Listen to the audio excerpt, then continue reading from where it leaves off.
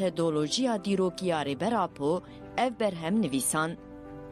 Dîrok rojame ye, meşeke ramanî ya bêhempa ye. Dîrok ne tenê diraboriyê de ye, di îro û siberojê de jî tê nivîsîn. û em îro ji her carê bêhtir hewce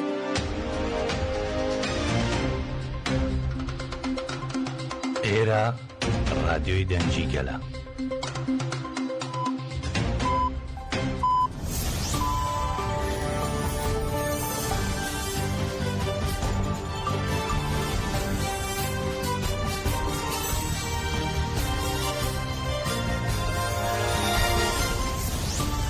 کاتتان باش بیسەرانی هێزار لە ڕادیۆ دەنگیگەلەوە بە یارمەتی هاوکارانم گەشتی هەواڵەکانی ئەمڕۆ چوارشەممە 16 نیسانی 2025 پێشکەش دەکەین.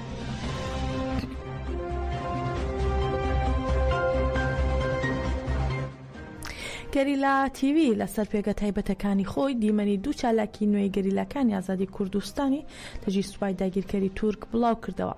چالاکیەکان لە ڕۆژانی 12 و 13 نیسان لا گۆڕەپانەکانی بەرخۆدانی گردی بەهار و سەرگەلێ ئەنجام دراون. گەریلا تیوی ئاماژەی بۆش داوە لە ئەنجامی ئەو چالاکیانەدا تانکێک و زرێپۆشێکی سەربازی دەوڵەتی تورک لەناوبراوە.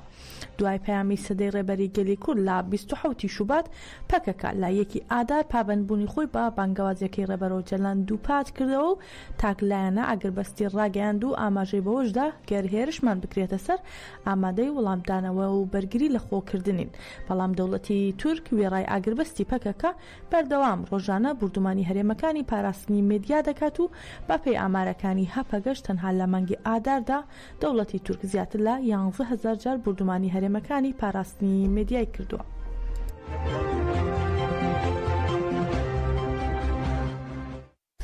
ئەندامی کۆمیتەی بەڕێوەبەری پەکەکە دۆران کاڵکان لەگەڵ کاناڵی میدیا خەبەر تیڤی قسەی کرد و پەیوەست بە ئاستی ئێستای پرۆسەکە هەڵسەنگاندنی کرد. دۆران کاڵکان باسی لەوە کرد لە بابەتی پرۆسەکەدا لێدوان و قسەی ئەرێنی دراوە بەڵام هەنگاوی پراکتیکی نەنراوە و دەستنیشانی کرد بۆ ئەوەی پرۆسەکە وەرچەرخێتە سەر چارەسەری پێویستە هەموو کەسێک بە بەرپرسیارەتی خۆی هەستێت.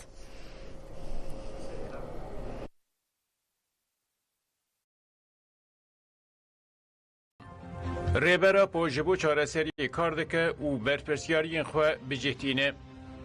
اندام کمیته ریفبریا پکه که دوران کالکان بشتری تلویزیونا مدیا هابر تیوی بو. کالکان تکلداری بانگا ریبرا پو نرخاندن کرن او ها گوت.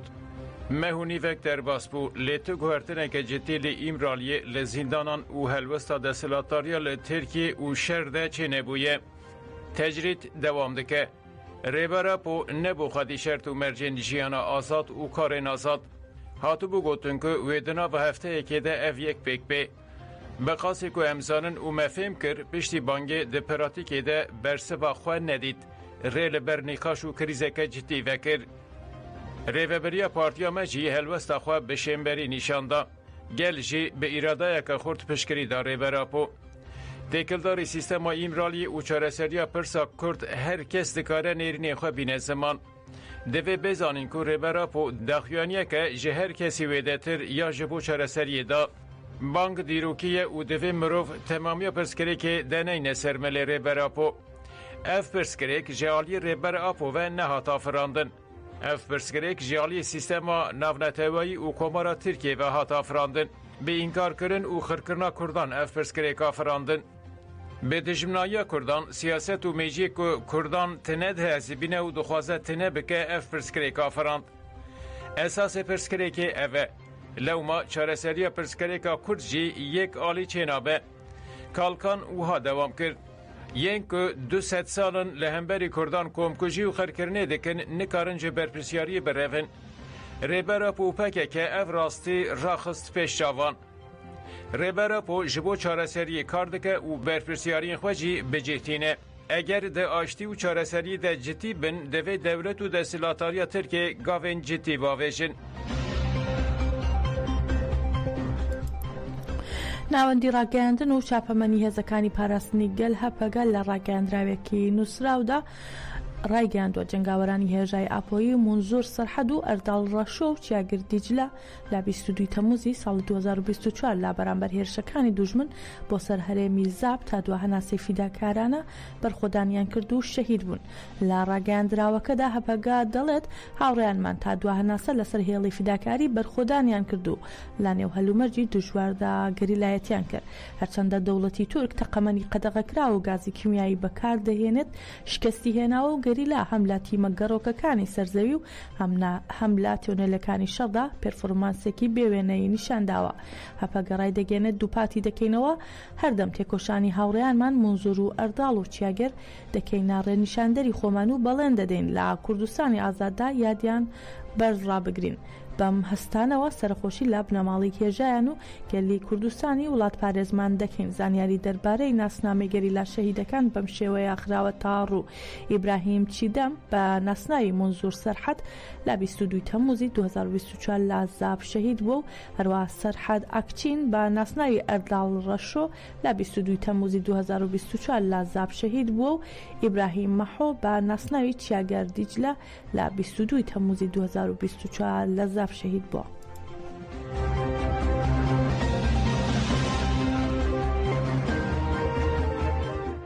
شەوی ڕابردوو سری سورەیە ئوندەر ئەندامی شاندی ئەمڕاڵی پارتی یەکسانی و دیموکراسی گەلاندەم پارتی و جێگیری سەرۆکی پەرلەمانی تورکیا تووشی جەڵدەی دڵ بوو باپەلە ڕەوانەی نەخۆشخانە لە ئەستەمبۆڵ کرا. بە پێی زانیاریەکان هەریەکە لا تونجەر باقرخان و تولای حاتم موغڵاری هاوسەرۆکانی گشتی دەم پارتی لەبەر بارودۆخی تەندروستی ئوندور دەچنە ئەستەمبۆڵ.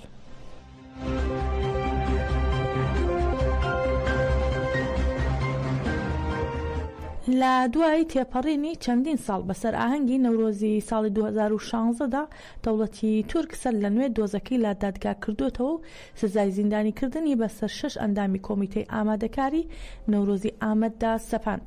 دانیشتنی کۆتایی دۆزەکە لا چوارەمین دادگای سزای قورسی ئامەد ئەنجام درا و سزای زیندانیکردن بۆ ماوەی 5 مانگ بەسەر هەریەکە لە ئەندامانی کۆمیتەی ئامادەکاری نەورۆزی 2016 ئامەد بە تۆمەتی سەرپێچی لا دژی یاسای کۆبوونەوە و خۆپیشاندان سەپێنرا. هەروەها با تۆمەتی ئەندامەتی ڕێکخستن 6 ساڵ و 3 مانگ سزای زیندانیکردن بەسەر یەکێک لە ئەندامەکاندا سەپێنرا و ئاجێ ئاماژەیە هەرچەندە لە دادگای یەکەمدا بڕیاری بێتاوانی درابوو بەڵام دادگای تێهەڵچوونەوە ئەم بڕیاری هەڵوەشاندەوە و بڕیاریدا سەر لە نوێ دۆزەکە بکرێتەوە.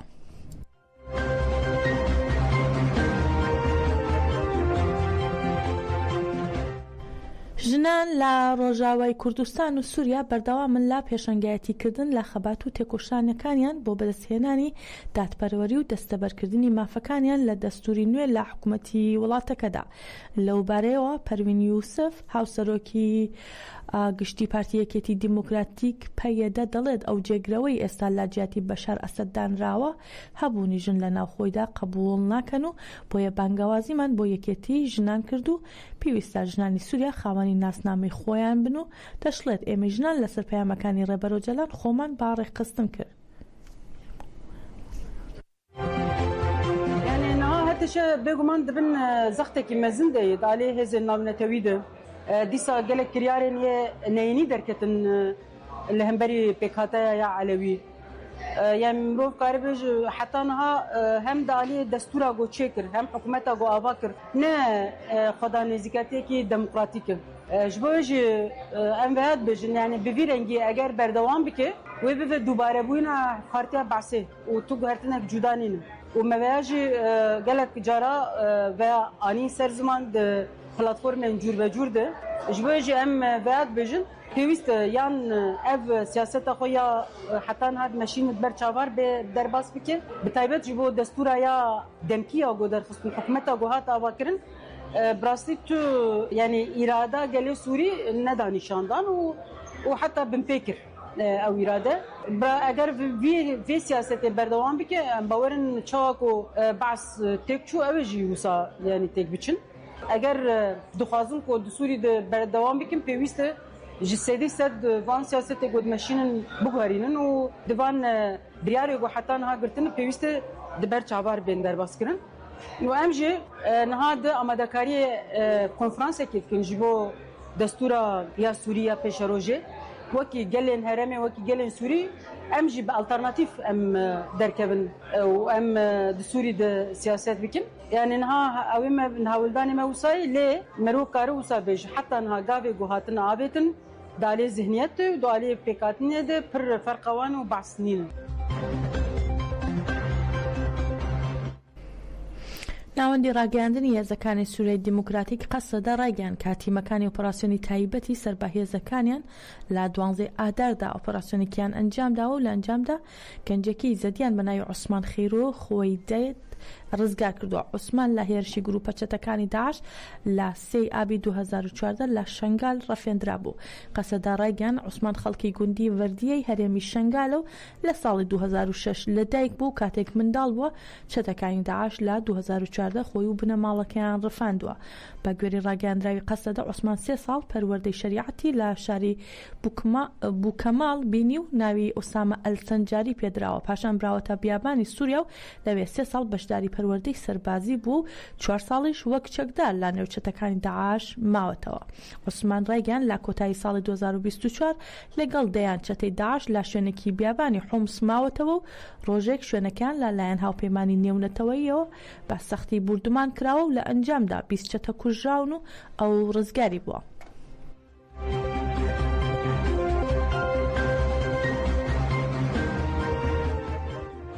میدیای ئیسرائیلی بڕیارێکی ئەمریکا لەبارەی سووریا و ئاشکرا دەکات و دەڵێت ئەمریکا لە سووریا و ڕۆژاوای کوردستان دەکشێتەوە و ڕاشیگاندووە ئیسرائیلیش داواکاریەکی بەپەلەی لەو بارەیەوە ئاراستەی ئەمریکا کردووە. ڕۆژنامەی یەدیعۆت تەحرەنووسی ئیسرائیلی بڵاوی کردوێتەوە ئەمریکا بڕیاری داوە قۆناغ بە قۆناغ لە سووریا بکشێتەوە. ڕۆژنامەکە دەڵێت بەرپرسانی سەربازی ئەمریکا لەبارەی کشانەوەیان لە سووریا ئاگاداری دامەزراوە سەربازیەکانی ئیسرائیلیان کردووەتەوە و ڕایانگەاندووە ئەو کشانەوەیە لە ماوەی 2 مانگی داهاتوودا ئەنجام دەدرێت. با گوێرەی ڕۆژنامە ئیسرائیلەکە ئیسرائیل تا ئێستاش فشار لە واشنگتن دەکات لە سووریا نەکشێتەوە چون تەلەڤیڤ ترسی لەوە هەیە دوای کشانەوەی هێزەکانی ئەمریکا تورکیا دەسەڵات و هەژمۆنی زیاتر بە سەر سووریادا بزەپێنێت.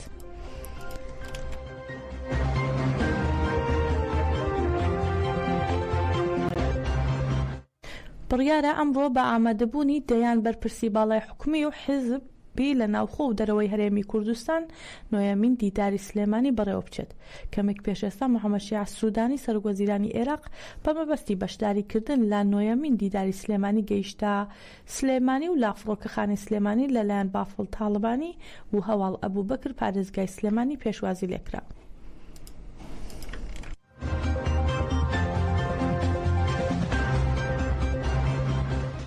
دوێنێ لە شارەوانی فلۆرەنسی ئیتالیا مەراسمێک بۆ پەخشان عەزیزی زیندانی سیاسی لە زیندانی ئێڤینوس سزادرا و با سزای لە سێدارەدان بەڕێوە چوو. ڕاگەزنامەی فەخری لەلایەن ئەنجومەنی شارەکە بەخشرا بە پەخشان عەزیزی و خەڵاتەکە لەلایەن ئاسۆ عەزیزی برای پەخشان عەزیزی وەرگیرا. هەروە یەکێک لە ئامانجەکانی خەڵاتەکە ڕێگەگرتنە لە سێدارەدانی پەخشان عەزیزی و ڕزگارکردنی ژیانی.